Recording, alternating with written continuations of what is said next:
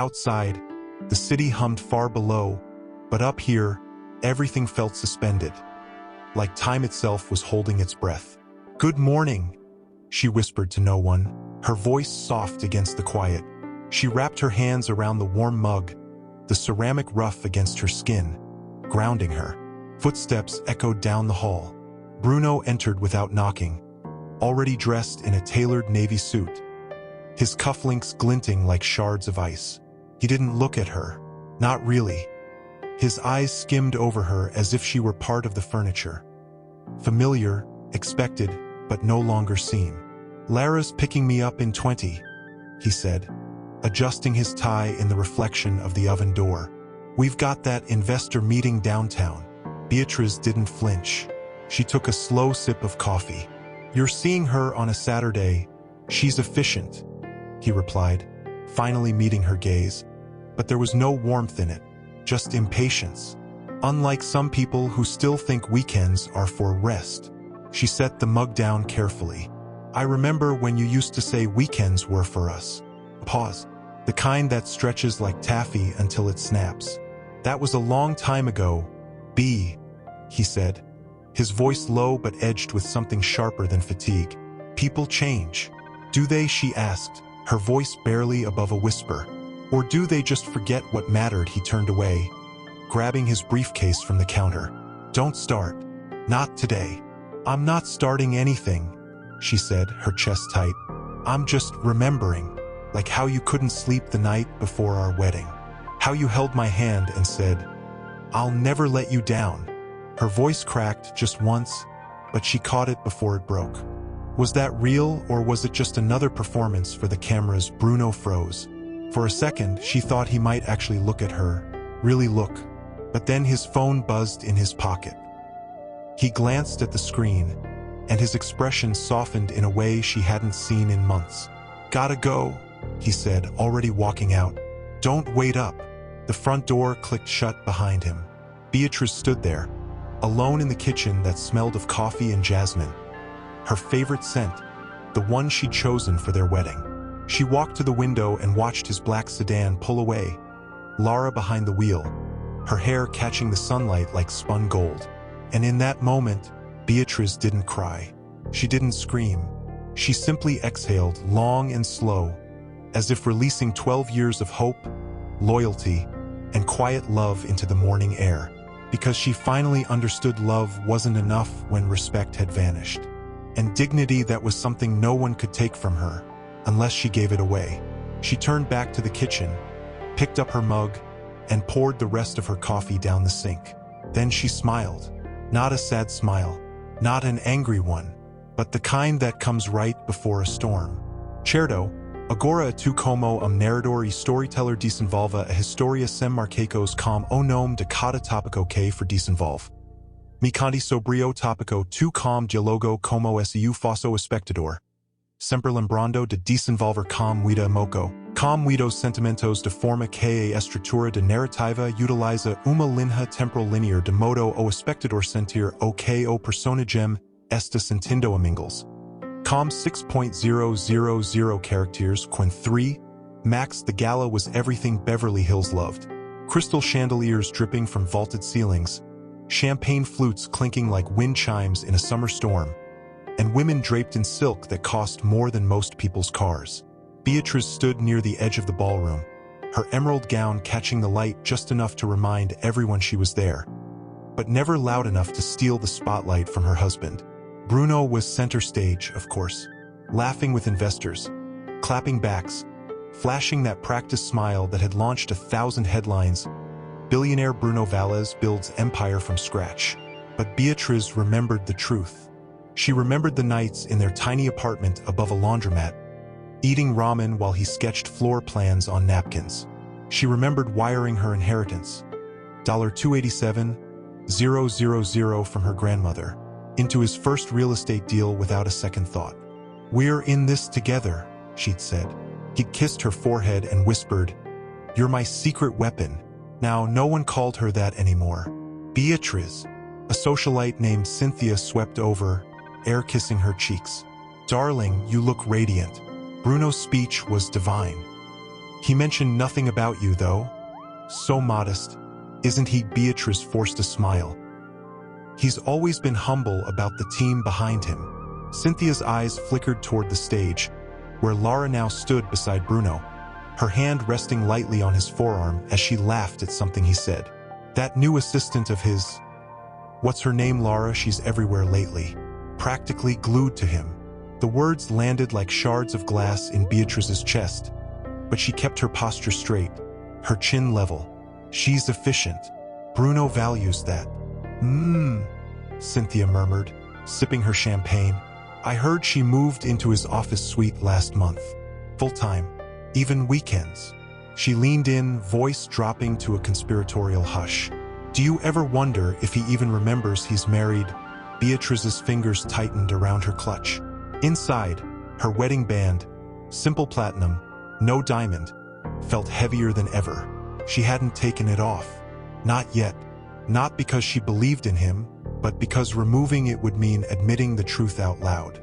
Later that night, back in the silent cavern of their bedroom, Beatrice stood by the window in her robe, watching the city glitter below like scattered stars.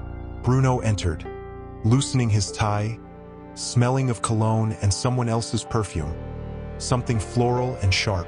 You left early, he said, not looking at her. I had a headache, she replied, still facing the window. You always do, he muttered, heading for the bathroom. She turned then.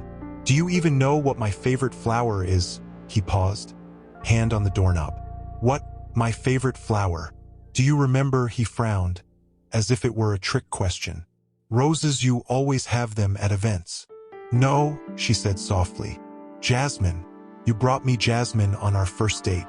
Said it smelled like midnight in Lisbon. He blinked. B, it's been years. People change. And love, she asked, her voice trembling just enough to betray her. Does that change too, or did you just stop trying? He sighed, running a hand through his hair. This again, I work 18 hours a day to keep this life running. For us. And all you do is stand in the shadows, waiting for me to notice you like I owe you something. You do owe me, she whispered.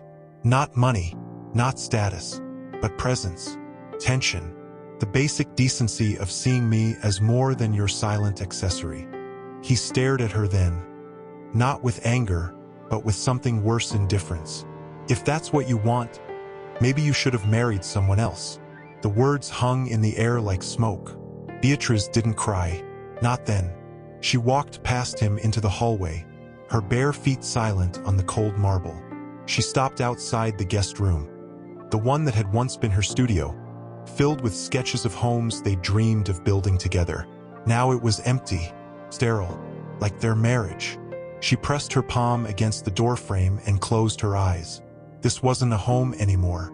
It was a museum of broken promises, polished to perfection for the world to admire. While inside, everything was rotting. Lara's name, scrawled across the top of a handwritten note tucked between utility bills. Her fingers hovered. She wasn't a snoop. She'd never been that kind of wife. But something in her gut twisted. A quiet, insistent pull, like a thread unraveling from the hem of her life.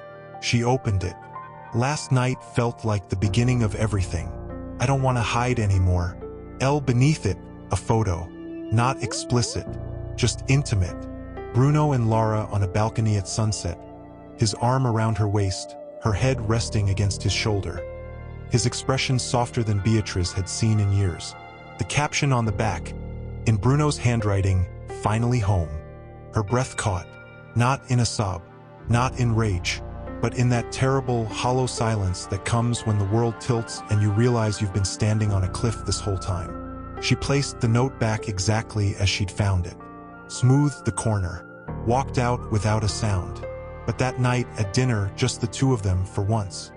She watched him, really watched, the way his phone buzzed 3 times during the first course. How he glanced at the screen, smiled faintly, and turned it face down without checking.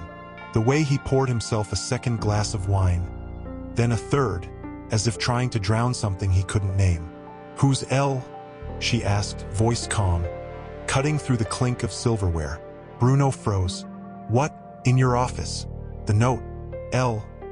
Who is she? His eyes flickered, just for a heartbeat. But it was enough. The guilt wasn't in his words. It was in the way his throat tightened, the way his fingers drummed once on the table before stilling. Beatrice, he said, voice low, almost gentle.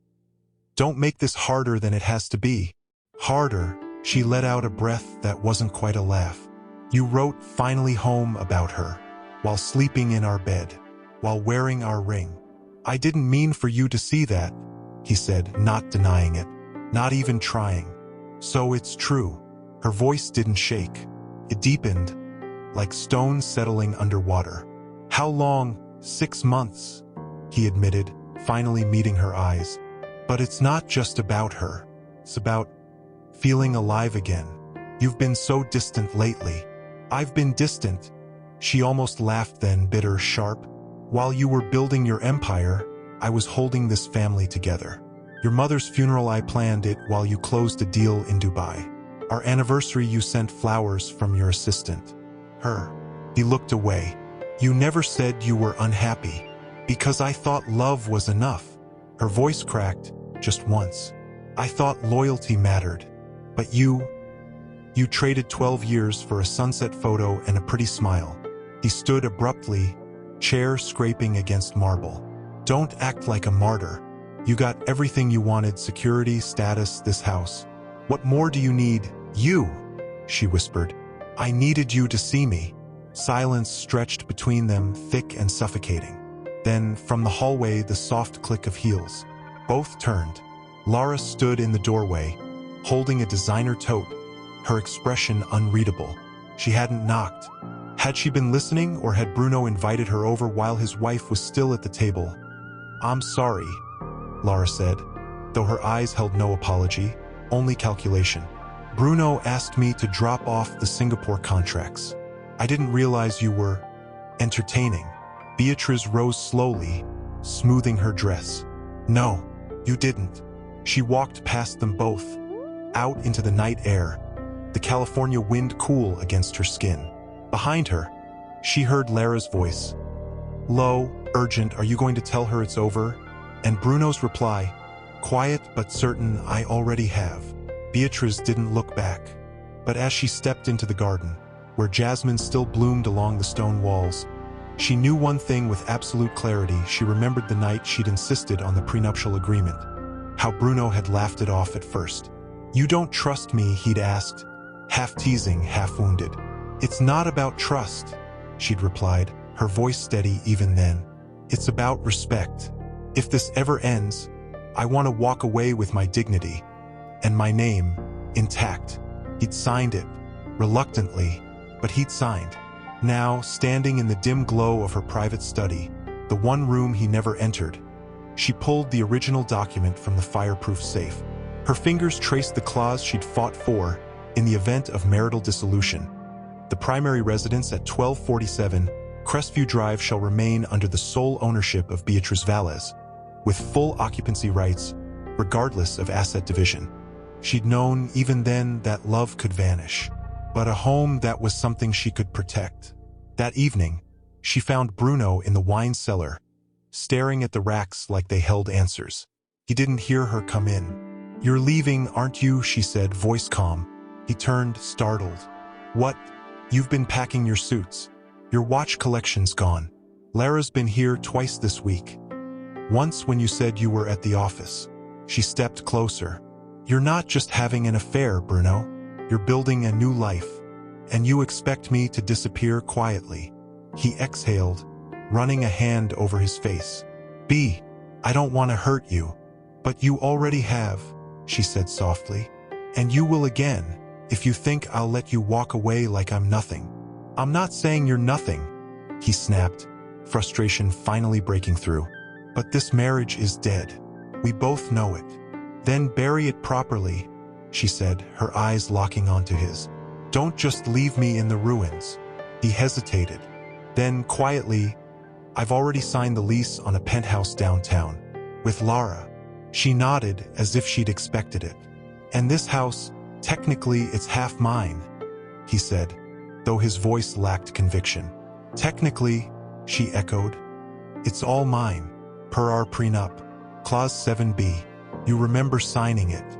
You complained for weeks. His eyes widened. You wouldn't. I already have, she said. The deed was transferred last year, after your mother's will was settled. I used my inheritance to buy out your share. Legally, you don't own a single brick of this place. He stared at her, stunned. Why didn't you tell me?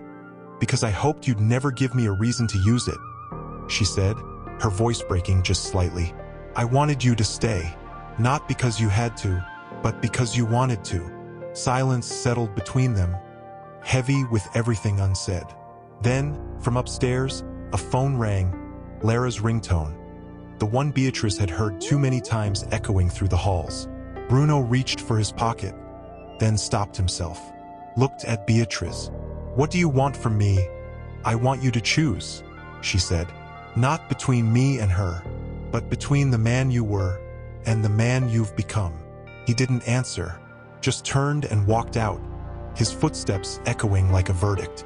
That night, Beatrice sat alone on the terrace, the city lights shimmering below.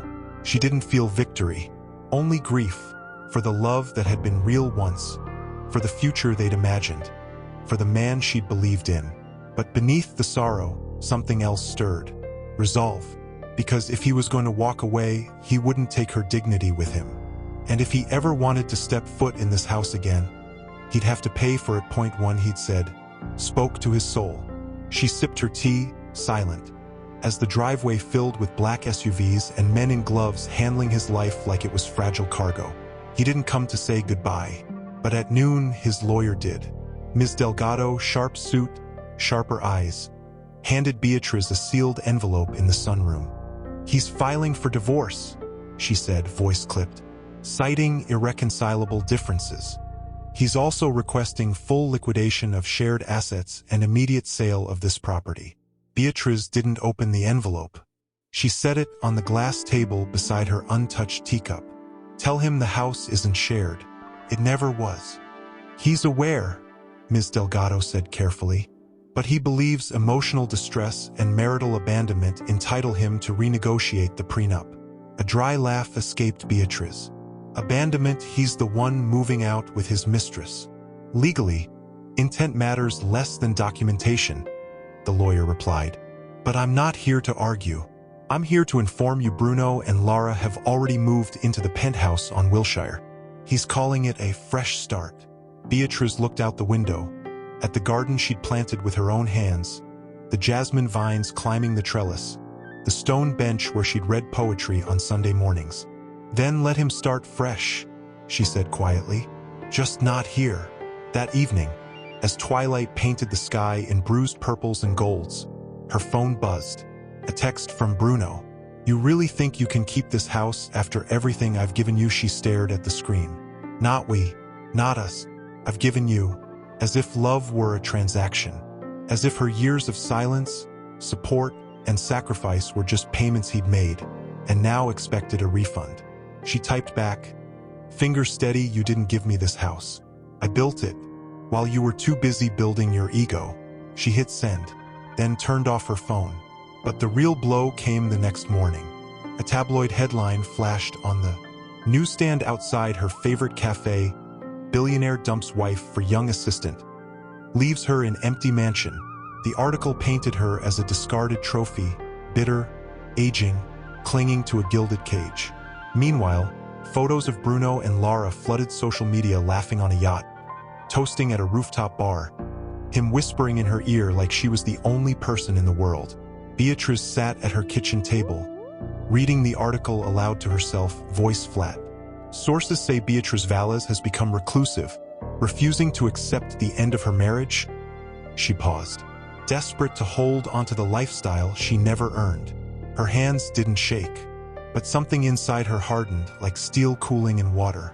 That afternoon, she called her own lawyer. Not just any attorney, Elena Rojas, the woman who'd dismantled 3 celebrity divorces and left billionaires weeping in depositions. I want full enforcement of the prenup, Beatrice said, voice low and clear. And I want him served with a cease and desist on any public statements about me. But more than that, she took a breath. I want him to understand if he ever wants to step foot in this house again, even to retrieve a forgotten tie, he'll do it as a tenant, and he'll pay rent. To me, Elena smiled. Consider it done. 2 weeks later, Bruno received a formal letter. Not from his ex-wife, from landlord Beatriz Valles. It outlined the terms $25,000 monthly rent for temporary occupancy of the West Wing guest suite, should he ever request it. Utilities, security, and maintenance billed separately. No pets, no guests without written consent, and absolutely no mention of the property in media. At the bottom, in her handwriting, welcome to reality, Bruno. Hope you can afford it. He read it 3 times, then crumpled it in his fist. But that night, alone in his sterile penthouse while Lara slept in the other room, he stared at the ceiling and wondered, disruption. She sat perfectly still in her charcoal suit, hands folded in her lap, while Bruno's legal team argued that the prenuptial agreement was coerced under emotional duress, and that Beatrice had concealed the true value of the Crestview property during negotiations. Across the aisle, Bruno wouldn't look at her. He stared straight ahead, jaw tight, fingers drumming a silent rhythm on the table. Lara wasn't there. Too messy, too public. But Beatrice knew she was watching from somewhere, probably scrolling through live updates on her phone, waiting to see if her new life would come with a mansion or just a penthouse view. Then Elena stood. "Your Honor," she began, voice calm but edged like a scalpel. "My client isn't asking for half of Mr. Valles' empire. She's asking for what was already hers, by law, by contract, and by the sweat she poured into a marriage while he built his name on her silence." She turned to the judge, then placed a single folder on the bench. Exhibit of the original prenup, signed voluntarily, notarized, and reviewed by independent counsel on both sides. Exhibit B, bank records showing Ms. Valles used her personal inheritance, $287,000 from her late grandmother, to purchase the Crestview property outright in 2018, after Mr. Valles transferred his interest in exchange for liquidity during a market downturn. And Exhibit C, she paused. Text messages from Mr. Valles to his assistant, dated last November, stating, "Once I'm out of that house, I'll sell it and we'll buy something new. Just us." A murmur rippled through the room. Bruno's head snapped up. "That's out of context. Is it?" Elena turned to him, eyes sharp. "Or is it proof that you never intended to honor your wife's ownership, only to discard her like outdated furniture?" Beatrice didn't flinch, but inside her heart hammered.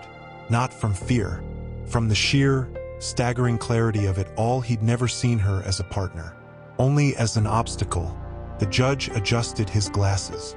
"Mr. Valles, did you sign the prenuptial agreement willingly?" "Yes," Bruno muttered. "And did you knowingly transfer your interest in the Crestview property to your wife in 2018? A beat of silence. "Yes." "Then the court finds the agreement valid and enforceable." The gavel tapped once, soft, final.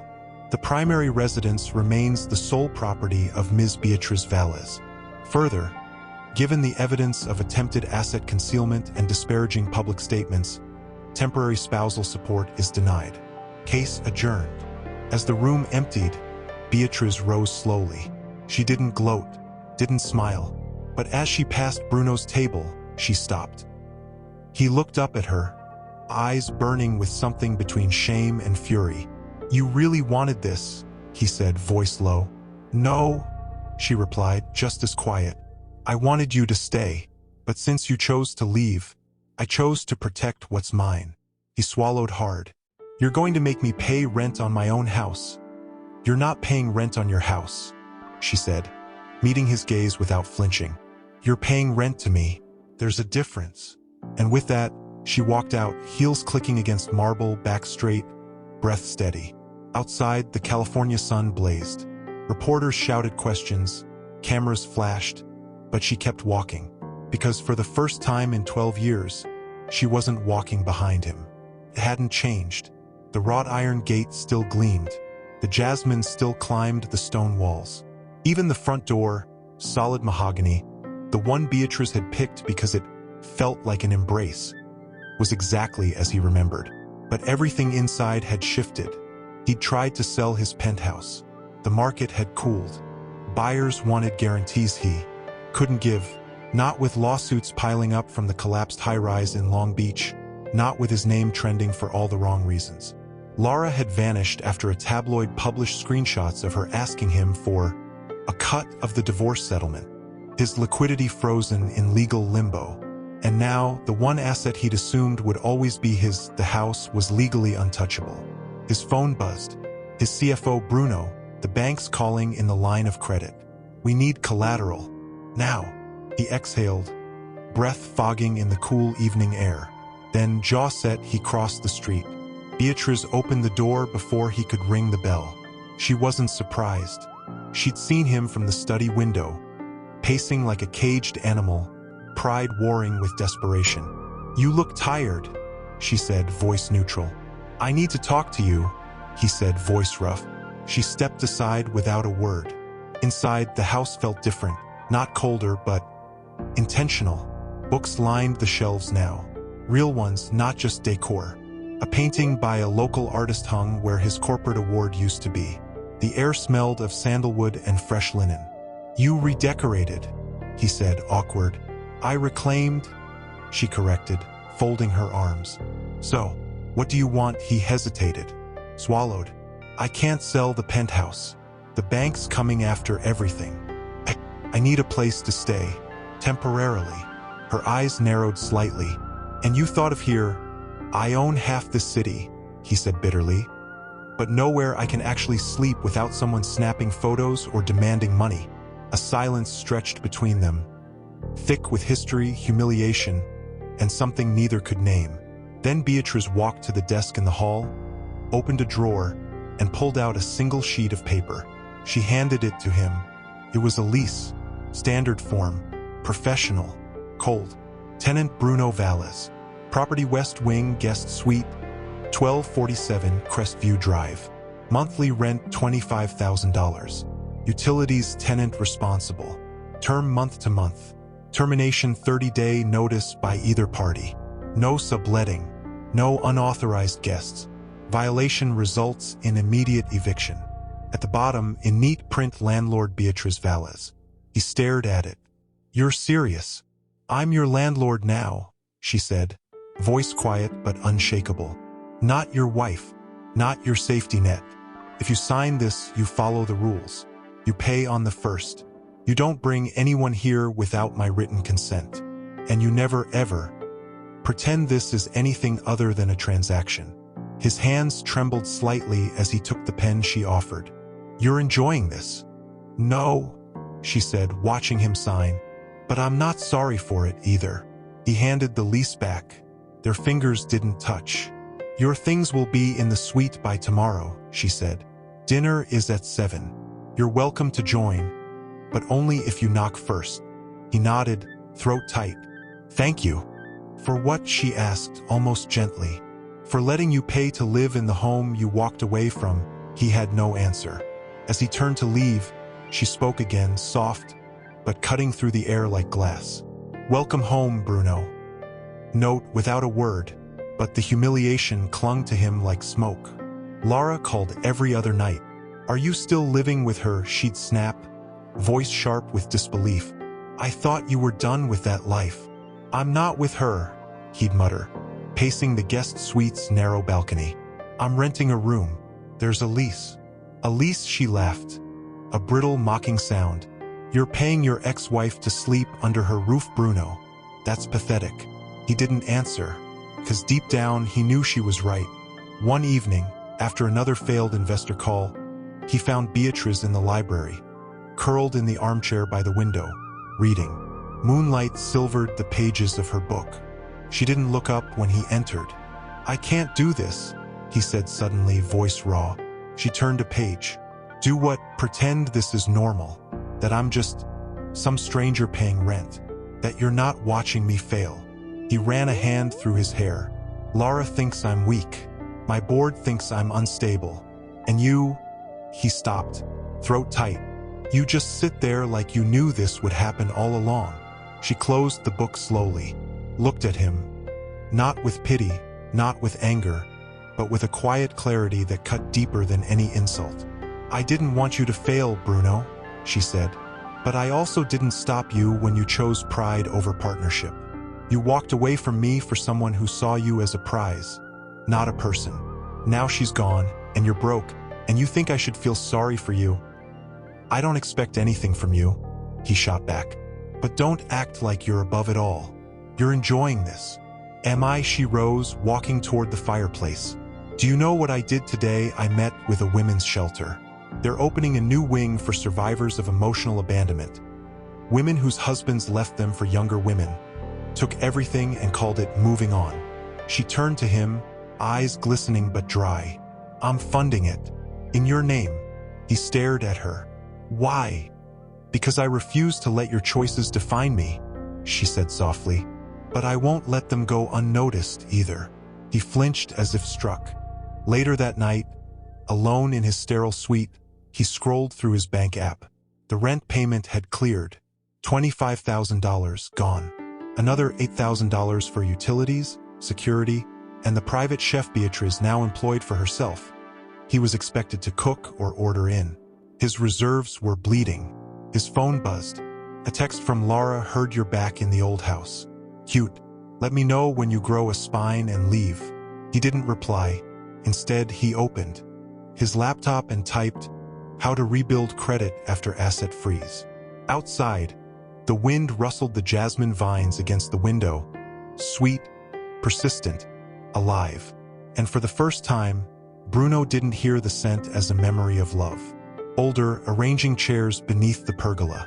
Today was the soft launch of the Crestview Circle, the cultural salon she dreamed of, a space for writers, artists, and survivors to gather, speak, and heal. Inside, the grand dining room, once reserved for stiff galas and silent dinners, now held easels, open journals, and mismatched teacups. A local poet was reading verses about rebuilding after betrayal. Beatrice had cried the first time she heard it. Not from pain, from recognition. Bruno watched from the hallway, unseen. He'd woken to the sound of voices, real, warm, alive, and for a moment he'd forgotten where he was. Then memory crashed back: the lease, the rent, the way Beatrice no longer looked at him like he was her whole world, but like he was background noise. He turned to leave, but she called out without turning. You can stay if you're quiet. He froze. I didn't mean to intrude. You're not intruding, she said, finally facing him. Her eyes were calm, but there was steel beneath. This is your home too, technically, as long as you pay for it. He swallowed. It doesn't feel like home. No, she agreed softly, because home isn't a roof. It's belonging, and you gave that away. A silence settled, but it wasn't hostile, just honest. Later that afternoon, as the guests lingered over lemonade and conversation, Bruno found himself sitting alone on the stone bench, the one Beatrice used to read on. He watched her move through the crowd, listening more than speaking, her presence a quiet anchor. One woman approached her, eyes red-rimmed. How did you do it? She whispered. How did you walk away without breaking? Beatrice didn't answer right away. She looked toward the bench, toward Bruno, then back at the woman. I didn't walk away, she said gently. I walked forward. There's a difference. That night, over a simple dinner of roasted vegetables and bread, eaten at opposite ends of the kitchen island, Bruno finally spoke. You're writing a book, aren't you? She paused, fork halfway to her mouth. How did you know? I saw the manuscript on your desk, the architecture of letting go. He almost smiled. Still poetic. It's not poetry, she said. It's truth. About building a life when the foundation cracks. About choosing yourself when no one else will. He stared into his water glass. Do you talk about me? Not by name, she said. But anyone who knew us will recognize the ghost. He nodded slowly. Then, quietly, will you let me read it? She studied him. The shadows under his eyes, the way his suit hung looser now, the absence of arrogance in his posture. When it's ready, she said. But only if you read it as a tenant. Not as my husband. Not even as my ex. Just as someone who lived here. As someone who lost the right to stay. She corrected gently, but is still trying to find his way back to himself. He didn't reply, but that night, For the first time since moving in, he left his suite door open. Just a crack, as if testing whether the house might still let him belong, even a little. $10 million cash to relinquish ownership of the house. Full transfer. No strings. Beatrice set her pen down slowly. And if I say no, he's prepared to go public with, let's call them alternative narratives. Claims you manipulated him during the marriage. That the prenup was signed under duress. He's got a PR team ready to paint you as a gold digger who trapped a billionaire and bled him dry. A cold laugh escaped her. After everything he's done, he thinks money can buy back what he threw away. He doesn't want the house, B, Elena said gently. He wants his pride back, and he thinks owning it, even symbolically, will give that to him. That evening, over a dinner of lentil soup and crusty bread, simple, nourishing, nothing like the elaborate meals of their past, Bruno finally brought it up. I spoke to my team, he began, voice carefully neutral. We've put together a proposal, clean exit, for both of us. Beatrice stirred her soup, not looking up. 10 million, right? He blinked. You know, I know you'd rather burn your reputation than admit you lost something you can't buy back. She met his eyes then, steady and unflinching. But here's what you don't understand. Bruno, this house isn't about money to me. It's about memory. About the nights I cried in the kitchen because you forgot our anniversary. The mornings I planned your charity galas while you were still in bed with someone else. The years I held this life together while you treated it like a backdrop for your ego. He shifted uncomfortably. I'm trying to make things right. By paying me to disappear, her voice cracked. Just once. You think writing a check erases the fact that you chose her over me, that you walked out like I was nothing? I never said you were nothing. He shot back, frustration breaking through. But I can't live like this. Under your roof, paying you like some boarder in my own life. You're not in your life, she said quietly. You're in the wreckage of it. And I'm the one who stayed to rebuild. He stood abruptly, chair scraping. So that's it, you'll keep the house? Keep collecting rent? Keep parading your new life in front of me while I drown? I'm not parading anything, she said, rising to face him. I'm living. Something you stopped doing the moment you traded love for convenience. He stared at her, chest heaving. Then softer, what do you want from me? Beatrice, do you want me to beg? No, she whispered. I wanted you to see me, but since you never did, I'll settle for you seeing yourself. Silence stretched between them, thick with everything unsaid. Finally, he turned toward the door. I'll find another way. You always do, she said, not unkindly. But remember this, no matter how much you offer, this house will never be yours again, because it was never really yours to begin with. He left without another word. Later that night, Beatrice stood on the terrace, the city lights glittering below. She didn't feel triumphant, only weary and strangely certain, because she knew now he wasn't trying to buy the house. Leaves 3 injured. Billionaire under investigation. Her breath caught. She tapped the link. Grainy footage showed emergency crews swarming a half-finished luxury high-rise downtown. The crown jewel of Bruno's latest development. Cracks spiderwebbed through support beams. Steel girders twisted like taffy. Experts cited rushed inspections, substandard materials, and alleged cost-cutting directives from top management. Then came the quote from the city engineer, this wasn't an accident. It was negligence. By evening, Bruno's face was everywhere, on cable news, social feeds, even the digital billboard across from the Beverly Hills courthouse. The narrative had shifted, no longer the wronged husband or the fallen titan, but a reckless profiteer who'd gambled with lives for margin. He didn't come home that night, but at 2 a.m., Beatrice heard the front gate creak open. She found him on the terrace, drenched, suit jacket gone, tie loose, staring at the city like it might swallow him whole. Rainwater dripped from his hair onto the marble. You saw it, he said without turning. I saw it, she replied, stepping beside him, arms crossed against the chill. They're freezing my accounts, he said, voice hollow. The SEC's launching a probe. My board's calling for my resignation. Even my so-called friends won't take my calls. He let out a broken laugh. Laura posted a statement saying she knew nothing about his business practices, as if I ever asked her to. Beatrice didn't speak, just stood there, letting the silence hold him. I cut corners, he admitted, voice cracking. Not because I needed to, because I wanted to prove I could still win. After you, after everything. He turned to her then, eyes raw. I thought if I built something bigger, flashier, faster, maybe I'd feel like myself again. And now, she asked softly, now I don't even know who that is. He looked down at his hands, once confident, commanding, now trembling. They're saying people could have died, Beatrice, because I was too proud to slow down. She studied him, the man who'd once commanded boardrooms with a glance, now shattered by the weight of his own choices. Not because he'd lost money, but because he'd lost his moral ground. You built towers, she said quietly, but you forgot to lay a foundation. He flinched. Is that your verdict? No, she said. It's your chance. He frowned. What do you mean? You still have one thing left, she said, meeting his gaze. Your name. And right now, it's dragging people down with it. But if you step up, if you take responsibility, compensate the victims, testify against the contractors who cut corners with you, you might just rebuild something real. Not steel and glass. Integrity. He stared at her, stunned.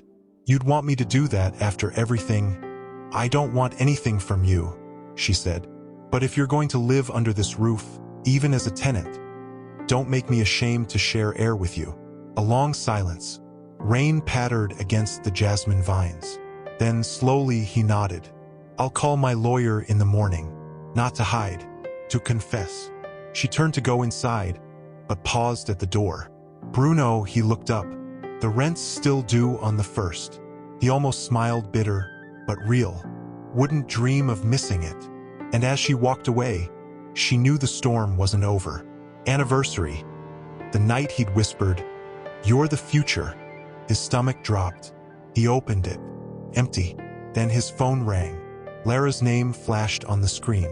He almost didn't answer, but something, habit, hope, or just the last thread of denial, made him swipe. Did you get it? She asked, voice bright, almost cheerful. Get what? He said, voice flat. The box. I had it couriered back. Thought you might want it as a keepsake. Pause. Then lightly, or maybe sell it. You must be tight on cash these days. He gripped the counter. Why are you calling Lara? Oh, Bruno, she sighed, as if disappointed he hadn't figured it out. I'm not calling to rehash. I'm calling to say goodbye. Permanently. He didn't speak. I've accepted a position in Dubai, she continued, her tone smooth, rehearsed. With a real visionary this time. Someone whose empire isn't crumbling under lawsuits and bad press. She paused, then added, almost sweetly, and don't worry. I left you a little gift before I left town. What gift? There was a rustle, then the sound of a drawer opening. Remember that offshore account you set up last year, the one you said was just for emergencies? She laughed softly. Well, consider this an emergency for you. His blood turned to ice. You took it. Not all of it, she said. Just the part you promised me if things got complicated. Consider it my severance package. You did say I was essential to your success. Her voice hardened. Turns out, I was essential to your downfall too. He sank onto a stool, the box slipping from his fingers. You're stealing from me. I'm collecting what you owe me, she corrected. And honestly, I'm doing you a favor. Now you've got nothing left to lose. Maybe you'll finally stop pretending you're still a king. The line went dead. Bruno sat there, numb, staring at the empty box. All the lies, the late nights, the sacrifices he'd made. Leaving Beatrice, burning bridges, betting his reputation on a woman who saw him as nothing more than a stepping stone. And now he was broke, branded, alone. From the hallway, Beatrice appeared, holding a stack of mail. She took one look at his face and knew. She left you, she said. Not a question. He didn't answer, just nodded, eyes hollow. Beatrice set the mail down and walked to the coffee maker. She didn't offer comfort, didn't gloat, but she didn't walk away either. After a long silence, she poured 2 cups. "Drink," she said, sliding one toward him. "You've got a deposition tomorrow, and if you're going to face what you've done, you'll need to be clear-headed." He looked up at her, stunned. "Why are you helping me?" "Because I'm not her," she said simply. "And because this house doesn't belong to your mistakes. It belongs to the truth." He wrapped his hands around the warm mug, the heat seeping into his bones. Outside, the jasmine bloomed in the dark, fragile, persistent, alive. And for the first time in years, Bruno understood love hadn't failed him. Blurred, he hadn't slept. Not really, just tossed in the dark, replaying every lie, every shortcut, every time he chose image over integrity. Now, even his lawyer had warned him, if you don't stabilize your living situation, the court will see you as a flight risk.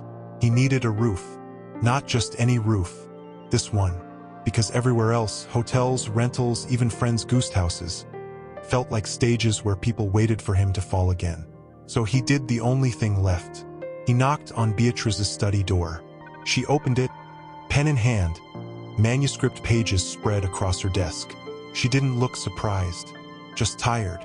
"I need to ask you something," he said, voice rough. She stepped aside.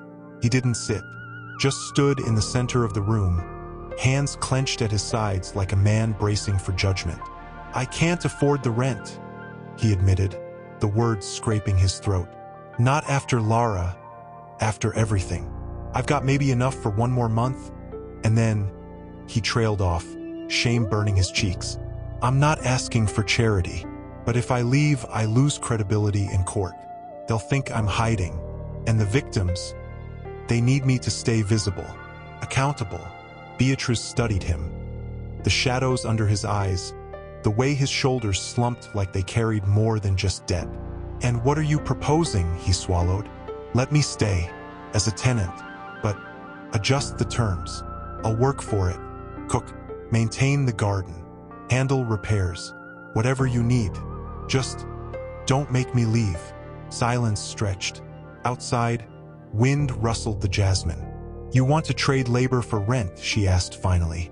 "I want to earn my place here," he said, meeting her eyes. "Not as your husband, not as Bruno Valles, billionaire, just as someone trying to do right." She turned to the window, arms crossed. "Do you know how many nights I cooked your meals while you were on calls with her? How many times I fixed the irrigation system because you said the gardener wasn't worth the cost?" He flinched. "I know. And now you want to do those things for me." Her voice was quiet, edged with pain. "As if that makes up for it." "No," he said, raw. "It doesn't. But it's all I have left to give." She turned back, searching his face. Not for lies this time, for truth. Then, slowly, she walked to her desk and picked up a fresh sheet of paper. She wrote quickly, decisively. "Amendment to lease agreement. Tenant Bruno Valles, monthly rent reduced to $5,000. Effective immediately. In lieu of balance, tenant agrees to perform weekly household maintenance, manage garden restoration, and prepare 3 meals per week for landlord. Term conditional. Revocable at landlord's discretion.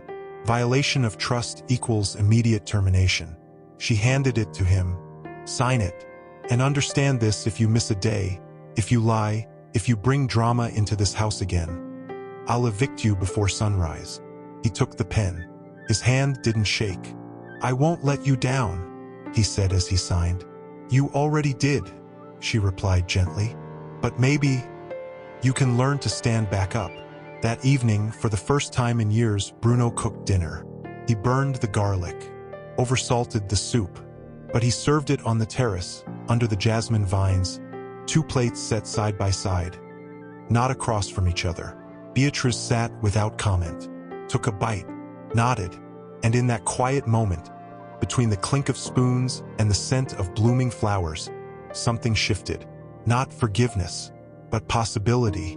Bruno rose before dawn now, not to check stock prices or take calls from Dubai, but to sweep the terrace, prune the jasmine, brew coffee the way Beatrice liked it dark.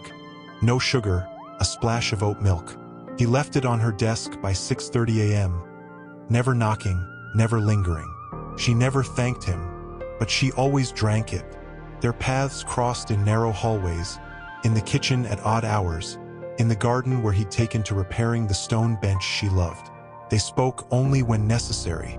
"Garbage pickup is tomorrow," she'd say, passing him in the hall. "The irrigation system's fixed," he'd reply, not looking up from the soil on his hands. But the silence between them wasn't empty. It was thick with memory, regret, and the unspoken question hanging in every shared breath: can broken things ever be whole again? One rainy evening, Beatrice found him in the kitchen, scrubbing pots with a focus that bordered on penance. Steam fogged the windows.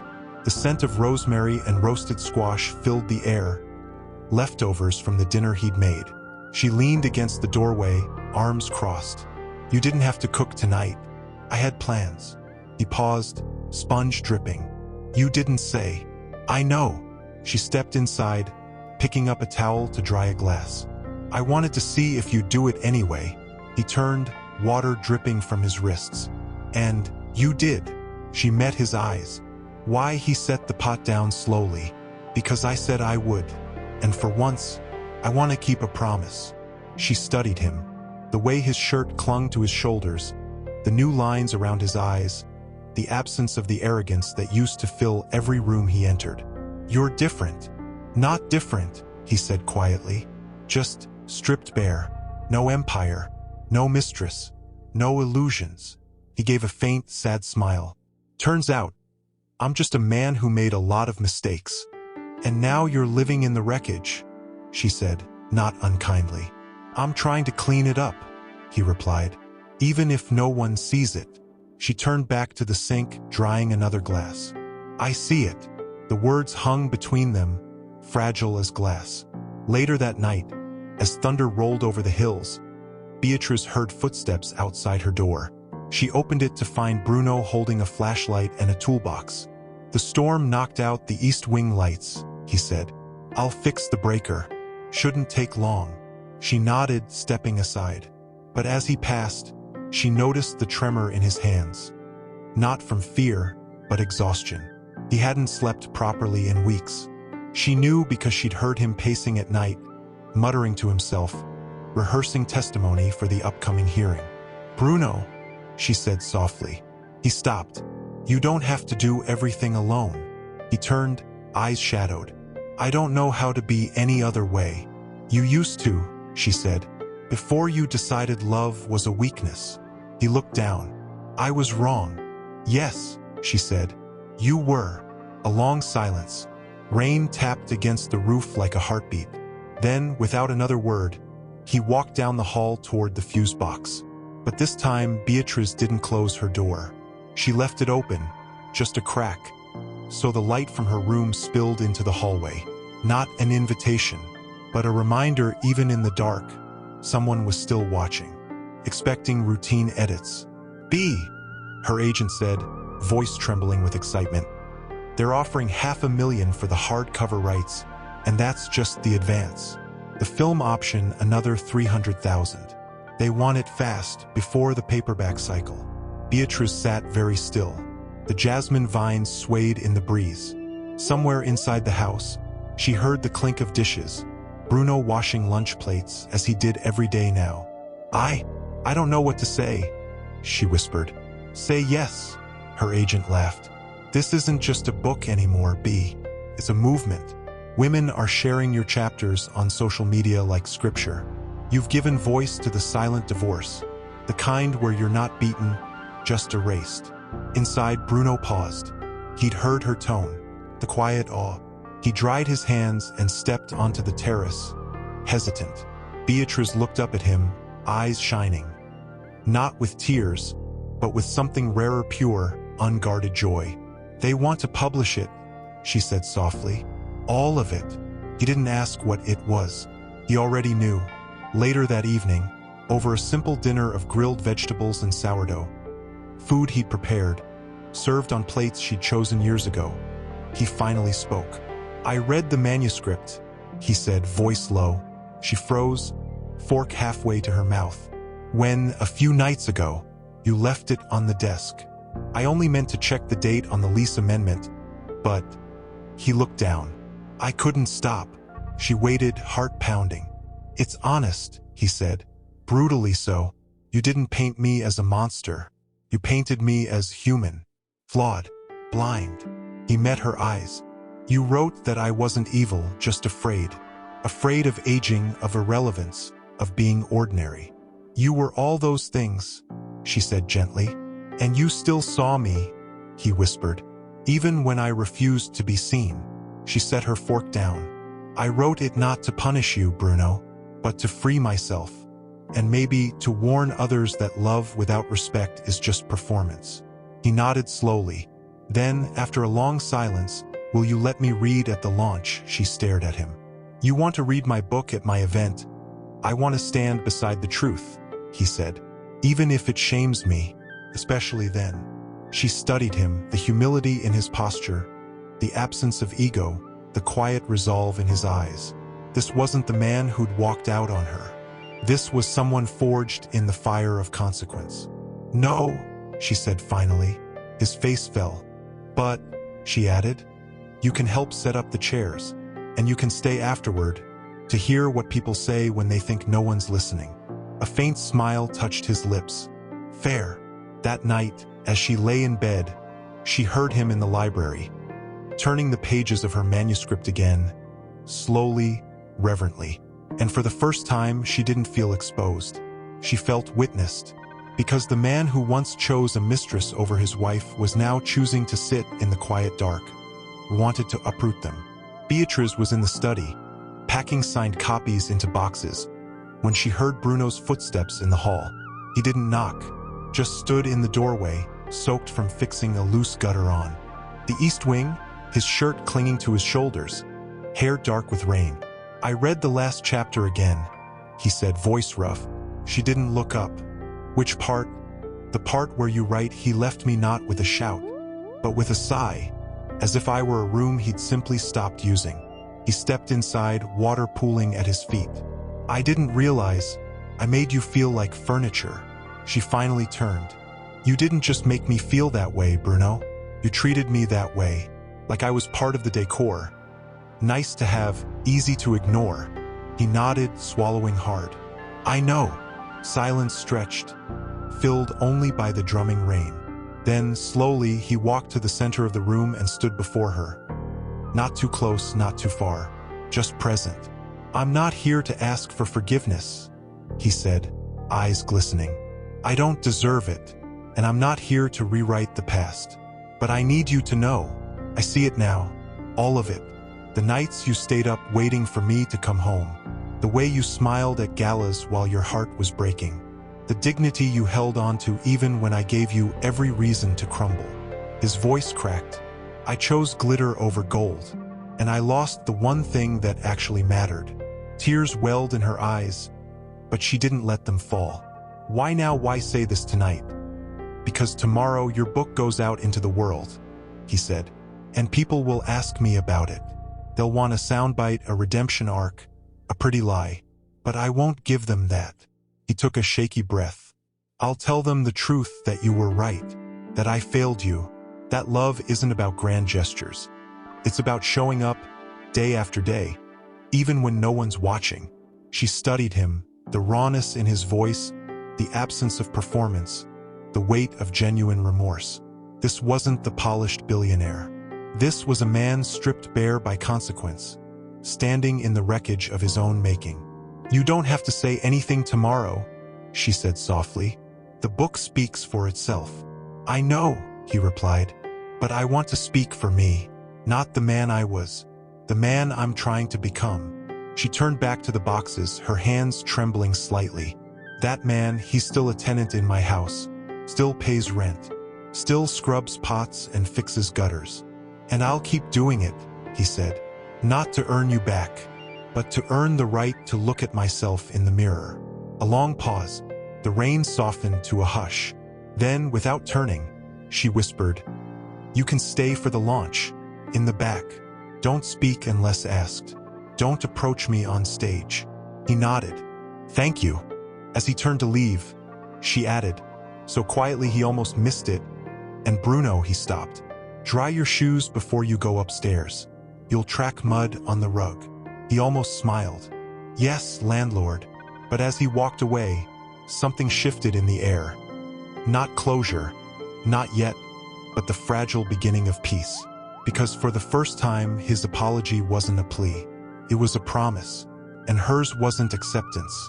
Inside the house, Bruno was already awake, brewing coffee, folding laundry, living by the quiet rhythm they'd built. He didn't ask questions anymore, just showed up. She walked to the terrace where he stood, hands in his pockets, watching the sunrise paint the hills gold. "I've decided to sell the house," she said. He turned slowly, not shocked, not angry, just still. "Why?" he asked, voice careful. "Because I don't need it to prove I survived you," she said, meeting his eyes. "This place was my fortress, my sanctuary, but now it's just a house, and I want to build something new." He nodded, throat tight. "Where will you go?" "I don't know yet," she admitted. "Portugal, maybe, near the sea, or upstate New York, where the trees turn red in the fall." She smiled faintly. "Somewhere the past doesn't echo in every room." He looked down at his hands, the same hands that once signed billion-dollar deals, now calloused from gardening, from scrubbing floors, from rebuilding something real. "And me, you'll get 30 days notice," she said gently. "Per the lease." He swallowed. "Of course." A silence settled between them, softer than before, not heavy with loss, but with acceptance. Later that afternoon, as movers measured the living room for packing, Bruno found her in the library, boxing up photos. He picked up one. Them on their honeymoon in Santorini, young, sunburned, laughing like the world belonged to them. "You're really letting it all go," he said. "I'm not letting it go," she corrected. "I'm releasing it. There's a difference." He set the photo down carefully. "What will you do with the money?" She turned to him, eyes clear. "Half goes to the shelter, the one in your name. The rest, I'm starting a foundation for women rebuilding after emotional abandonment. No loans, no strings, just a hand up." He stared at her, awe breaking through the grief. "You're turning our wreckage into someone else's lifeline." "That's the point," she said. "Pain only poisons if you keep it locked inside. But if you offer it as a lesson, it becomes light." He didn't speak for a long time. Then, quietly, "Can I help with the foundation?" Not as Bruno Valles, billionaire. Just as someone who knows what it costs to lose yourself. She studied him, the humility in his posture, the sincerity in his eyes, the man he'd become in the shadow of his own ruin. "Yes," she said, "you can help." That evening, as the sun dipped below the hills, they sat on the stone bench, the one he'd repaired, the one she'd cried on, and watched the garden one last time. "I never thought I'd miss this place," he admitted. "You won't miss the house," she said softly. "You'll miss the chance it gave you to come back to yourself." He looked at her then, not with longing, but with gratitude. "Thank you for not letting me disappear." She reached over, just once, and touched his hand. "You did that part yourself." And in that quiet moment, beneath the blooming jasmine, two broken people didn't find love again. He carried one suitcase. Inside, the unit was sparse: a second-hand couch, a thrift store desk, a kitchenette with a stove that clicked 3 times before lighting. The window faced a community garden, not the Hollywood Hills. But it was quiet, and it was his. That evening, as he unpacked a box of books, mostly hers, donated after the move, his phone buzzed. A message from Beatrice. Not a text, a formal email. Subject: Foundation Advisory Board. First meeting. He opened it with trembling fingers. "Dear Bruno, the New Dawn Initiative holds its inaugural board meeting this Thursday at 10 a.m. Your presence is requested, not as a donor, but as a witness. We'll be reviewing applications from women rebuilding after financial and emotional abandonment. Your insight into the patterns of power, pride, and regret could help us identify those most at risk of being overlooked. Location: 217 Oak Street, Suite 301. Beatrice." He read it 3 times, then set the phone down, staring at the blank wall. This wasn't charity. It was trust. The next Thursday, he arrived early, wearing a simple navy sweater and dark jeans. No suit, no watch, no armor. The office was small but bright, walls lined with photos of women who'd graduated from the program, a single mother who opened a bakery, a former corporate paralegal now running a shelter, a teacher who'd left an abusive marriage with nothing but her daughter's hand in hers. Beatrice was at the far end of the table, sleeves rolled up, hair pulled back, deep in conversation with a young woman who couldn't have been older than 25. She looked up as he entered, didn't smile, just nodded. "Bruno, glad you came." He sat in the chair she'd left empty, third from the end, not at the head, not in the center, just present. During the meeting, he spoke only once. When a board member questioned whether to fund a woman whose husband had drained their joint accounts before vanishing, Bruno leaned forward. "Give her the grant," he said, voice low but firm. "Not because she's a victim, but because she's still standing. And that's harder than it looks." The room fell silent. Beatrice met his eyes, and for the first time in years, he saw something new there, not forgiveness, not love, but respect. Afterward, as they walked out together into the late afternoon sun, she stopped on the sidewalk. "You're doing good work," she said. "I'm trying," he replied. She studied him, the lines around his eyes, the calm in his posture, the absence of the hunger that used to drive him. "You look lighter." "I am," he admitted. "Turns out, carrying shame is heavier than carrying bricks." She almost smiled. "Keep showing up, Bruno. Not for me, for them." "I will." They stood there for a moment. Two people who'd shared a life, a fall, and now a fragile kind of grace. Then she turned to leave. "Beatrice," he called softly. She paused. "Thank you for letting me be part of this." She didn't look back, but her voice carried clearly in the warm air. "You earned your place here. Not with money, with truth." And as she walked away, Bruno didn't watch her go with longing. He watched her go with quiet pride, not as the man who'd once owned everything, but as the man who'd finally learned what it meant. Her phone rang. Not a call, a notification, a news alert. Former billionaire Bruno Valles named advisor to National Housing Ethics Commission. She tapped it open.